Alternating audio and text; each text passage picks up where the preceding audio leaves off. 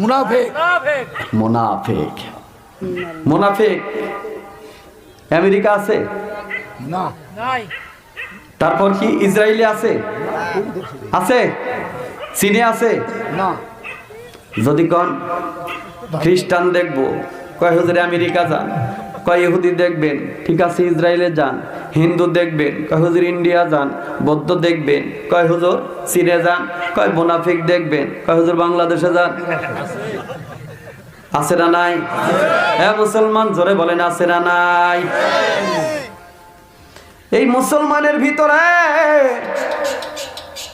যারা কোরআনের কর্মীগুলোকে কোরআনের পথে বাধা দেওয়ার জন্য মুসলমানের নামধারী অনেক মায়ের সন্তান যারা প্রশাসনের কানে ফোন দিয়ে দিয়ে ধরিয়ে দিয়েছে, যারা ইসলামের কল্যাণ চায় না, ইমাম সাহেবের কাছে মসজিদে গেলে কয় হুজুর কেমন আছেন, দেখবেন এত সম্মান করে অতি ভক্তি।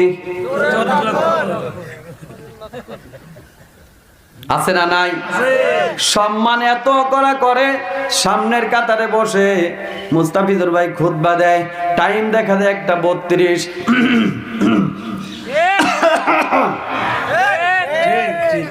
আছে না নাই? এরা কারা? এরা ওরা কতক্ষণ আছে না নাই? হে মুসলমান, আমি আপনাদের বলতে চাই, এই যে শব্দটা করলেন, ইমাম সাহেবের খুতবা চলাকালীন কোন ওয়াজ করতে আল্লাহ রাসূল নিষেধ করলেন। কাউকে চুপ করার কথা বললে ইশারাতে বলতে হবে, আর আপনি গলা বাজাইয়া সমস্ত মানুষের মনোযোগ নষ্ট করে দিলেন, আপনি তো টটকা জাহান্নামী। বলা যাবে? কতক্ষণ বলা যাবে? ইমাম সাহেবের উপর কোনো খবরদারি চলবে?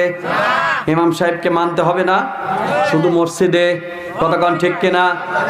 হ্যাঁ, সংসদে ইমাম সাহেবকে মানতে হবে সব জায়গা, মসজিদে ইমাম সাহেবকে মানতে হবে, বিচার সালিশেও ইমাম সাহেবকে প্রধান বানাতে হবে, তারপরে বিচার সুষ্ঠু হবে, না হলে বিচার সুষ্ঠু হবে না। কতক্ষণ ঠিক কিনা? কিন্তু ইমাম সাহেবকে মানি আমরা শুধু মসজিদে।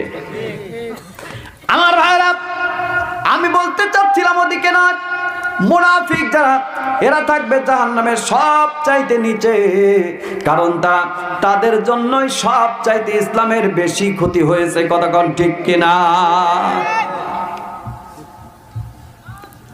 আমার ভাইরা, আমি আপনাদের মাঝে বলতে চাই, তাহলে আল্লাহ রাব্বুল আলামিন বললেন যারা কোরআন মানবে না